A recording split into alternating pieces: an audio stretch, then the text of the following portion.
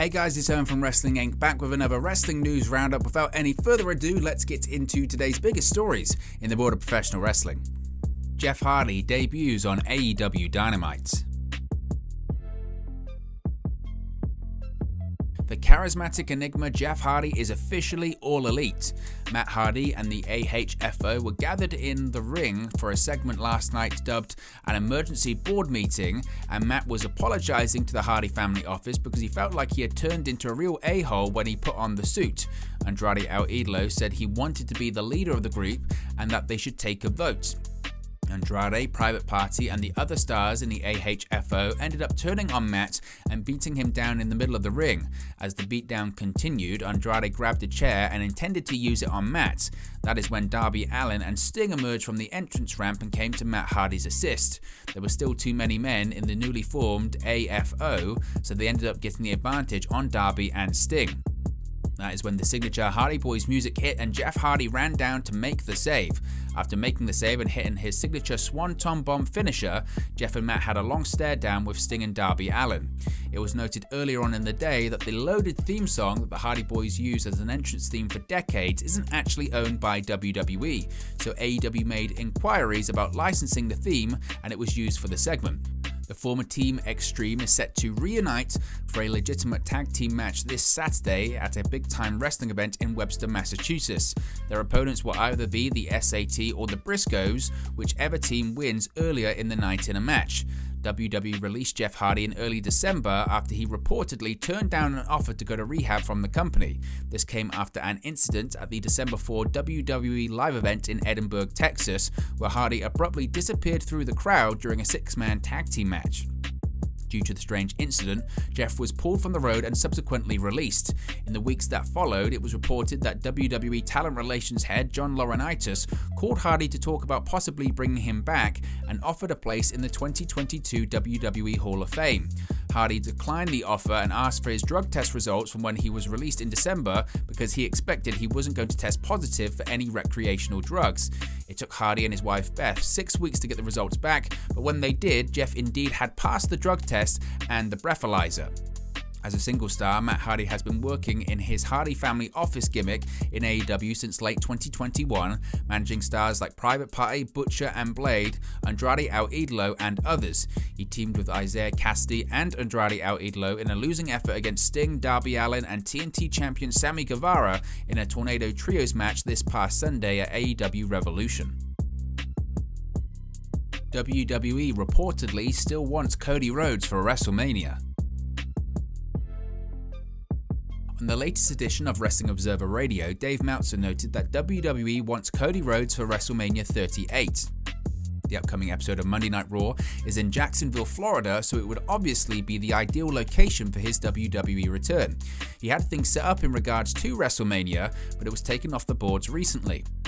The talks are still ongoing between WWE and Cody Rhodes. However, it remains to be seen whether or not anything happens, with Monday being seen as a key date. Since he left AEW, the American Nightmare has been linked with a return to the company, but it is unknown if that will happen. Rhodes last wrestled on the January 26 episode of Dynamite, losing the TNT title to Sammy Guevara. Following the match, Rhodes addressed his status with the company. Quote, "There are so many elephants in the room," Rhodes admitted. "I'm working here without a contract. I'm not even on payroll anymore. I'm working here on a handshake deal that is 100% legitimate. But I can tell you this, I've never felt more at home than under these lights, wrestling for the TNT title, a title that will never ever be secondary because of matches like that." Title change on last night's episode of AEW Dynamite, Paige Van Zandt officially signs. The TNT Championship changed hands on last night's episode of AEW Dynamite when Scorpio Sky defeated the defending champion Sammy Guevara. The tide of the match turned majorly when Guevara went for his signature 630 splash from the turnbuckle to Sky, who was set up on a table at ringside. Sky avoided the maneuver and Sammy ended up bursting through the table with strong velocity. Tay Conti then came down to check on Guevara as the doctor looked over him as well. Paige Van Zandt, a fellow member of American Top Team with Scorpio Sky, was sitting ringside and started bad-mouthing Tay Conti while she was checking on Sammy. Distractions from Ethan Page, Dan Lambert, and others eventually caught up to Sami, and he got hit with Scorpio Sky's finishing cutter for the 1-2-3. Afterward, Paige Van Zandt came in the ring and assisted in the beatdown of Sami and Tay Conti. The episode of AEW Dynamite ended with American Top Team celebrating as Paige Van Zandt signed her AEW contract on Tay Conti's back while she laid incapacitated. Thunder Rosa becomes #1 contender, stipulation set for AEW Women's title match. Last night's episode of AEW Dynamite included a hard-hitting match between Thunder Rosa and Layla Hirsch to determine the #1 contender for the AEW Women's World title. When the dust settled, Thunder Rosa won the match and will get one more shot at Britt Baker's championship. After her victory, Tony Schiavone came down to the ring and announced that the two women will compete in a steel cage match for the championship. Rosa came up short in capturing the AEW Women's Championship at this past Sunday's Revolution pay-per-view, but despite the setback, she will now head to her hometown of San Antonio, Texas to chase after the gold. On next week's St. Patrick's Day Slam edition of Dynamite, it will also feature Adam Cole, Kyle O'Reilly, and Bobby Fish taking on the trio of Hangman Page, Jungle Boy, and Luchasaurus. We will also see Wardlow get his shot at the TNT Championship after winning the Face of the Revolution ladder match this past Sunday.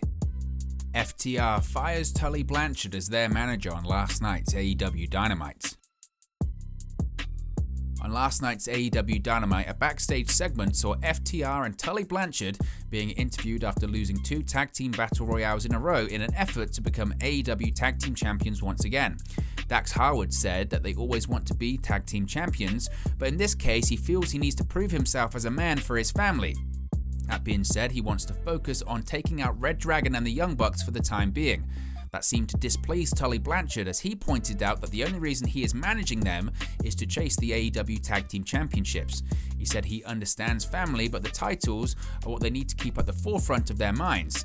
The argument was getting heated enough that it looked like Dax and Tully were going to come to blows. That's when Cash Wheeler interjected and said to Tully, quote, "You know what? This is about family and you're not in it. You're fired." Tully has been managing FTR and All Elite Wrestling since the summer of 2020. In the following months, they would win the AEW Tag Team titles and become the first team in history to have held both the WWE and AEW championships. Top talent reportedly re-signs with AEW. Miro has reportedly signed a new contract with AEW. The former AEW TNT champion recently signed a new 4-year contract extension, according to Fightful Select. This will keep him signed to the company until at least early 2026. Miro recently confirmed that he had re-signed with AEW on the Kurt Angle show. Miro and AEW officials reportedly agreed on the terms late last year, but it took a while before the deal was actually signed. His original AEW contract would have expired in the spring of 2022. Miro has not wrestled since losing to Bryan Danielson at AEW Full Gear on November 13. He had been dealing with a hamstring injury for a while, but word is that he's been cleared to return for quite a while too. There's no word on when Miro might be back in action, but we will keep you updated. Backstage news on future of Ring of Honor star following Tony Khan's purchase. It has been a week since AEW owner and CEO Tony Khan announced he was buying Ring of Honor, and more questions than answers still remain. Some details, however, such as the date the deal will officially close and who will be brought back for Khan's vision of Ring of Honor, may now be known. According to an exclusive report by SE Scoops, Ring of Honor executives are expecting the deal with Tony Khan to be completed around the first week of April, although it is possible the deal could be closed sooner. Sources have also described the deal as having more done in reverse due to how quickly the deal came together. It was also confirmed that certain details are still being hammered out as the deal is completed. Among those details may involve who is kept on as the Ring of Honor regime change occurs. Sources told SE Scoops that ROH employees do not believe that Khan's regime will be interested in hiring them once the sale is complete. They have thus been encouraged to explore new career opportunities and speak to the HR department of Sinclair Broadcasting, the soon-to-be former owner of Ring of Honor. Severance packages are reportedly being considered, but it couldn't be confirmed, and current ROH management is unsure if they will release a statement on the matter once the sale is complete. Also being discussed is the future of Honor Club, Ring of Honor streaming service. SE Scoops was told that a call between Ring of Honor and AEW has been set up to review the streaming service's setup and whether it will be included in Khan's purchase of Ring of Honor. Subscribers will be kept in the loop regarding any potential changes to Honor Club. SE Scoops described the general message to ROH staff or management as follows, quote, "We're fighting for you and exploring how to help everyone. If you want to stay in the wrestling business, we're doing our best, but there is no formal transition planned and no guarantee that anybody will stay on." Tony Khan briefly talked about the purchase of Ring of Honor last week on Dynamite and again in the post-AEW Revolution press scrum this past Sunday. Though he has provided limited details, Khan's plan is to continue running the Ring of Honor shows. So what are your thoughts on today's Wrestling News Roundup? Let me know your thoughts in the comment section below. Be sure to like and subscribe to Wrestling Inc. and I'll speak to you again very, very soon.